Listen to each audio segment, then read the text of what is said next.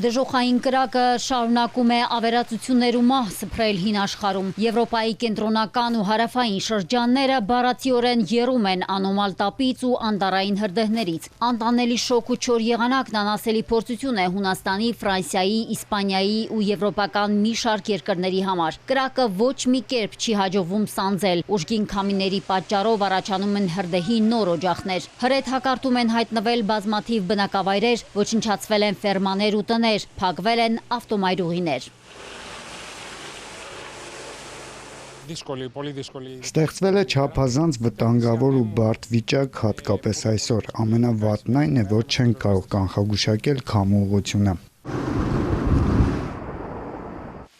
Կրակի դեմ պայքարն ամբողջ թափով շարունակվում է։ Շիջման աշխատանքին ներգրավված են հարյուրավոր հրշեջներ, ավիացիան ու մարտական հաշվարկներ։ Իմ տունն ամբողջությամբ կրակով է պատված, ամեն ինչ այրվում է, տները, զեյթունի ծառերը։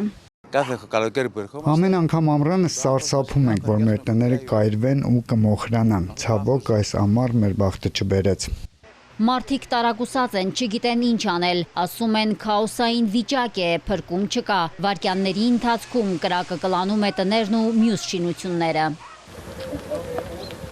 Անտառային հրդեհների ժամանակ Ֆրանսիայում հարյուրավոր պայթյուններ են որոտացել։ Անոմալ տապի ու կրակի պատճառով պայթել են երկրորդ աշխարհամարտից մնացած ավելի քան 400 արկ ու զինամթեր։ Վտանգավոր պայթյունները մարդկանց զանգվածային տարհանման պատճառ են դարձել։ Սարսափելի տեսարան է բացվում կրակը մարելուց հետո։ Հազարավոր հեկտար անտառածածկույթն ու բնակավայրերը մոխրակույտերի են վերածվել։ Անմարդաբնակ ավերակներ, ոչ մի կենդանի շունչ։ Մարդիկ վերադառնում են իրենց ավերակներ որևէ իր գտնելու հույսով։ Թեժ տարերքը դեռևս չհաղթահարած Եվրոպան բախվել է ևս մեկ աղետի։ Եվրոպական մայրցամաքում շարունակվող տապը հանգեցրել է աննախադեպ երաշտի։ Մեծ Բրիտանիան ավելի քան մեկ ամիս առանց տեղումների է։ Անգլիայի 7 շրջաններում պաշտոնապես երաշտ է հայտարարվել։ Բրիտանացի ֆերմերներն ահազանգում են սննդի դեֆիցիտի մասին։ Գերմանիայում Հռենոս գետը ծանծաղել է մինչև ռեկորդային մակարդակ 1880 թվականից ի վեր։ Հռենոսը Եվրոպայի ամենածանրաբեռնված ջրային ուղիներից է եւ այս երևույթը տարածաշրջանի տնտեսության համար անդառնալի հետևանքներ կարող է ունենալ։ Այս ամսվա շոգն աննախադեպ էր, 40 աստիճանը պահպանվում էր մոտ 8 շաբաթ, շատ սարսափելի վիճակ է։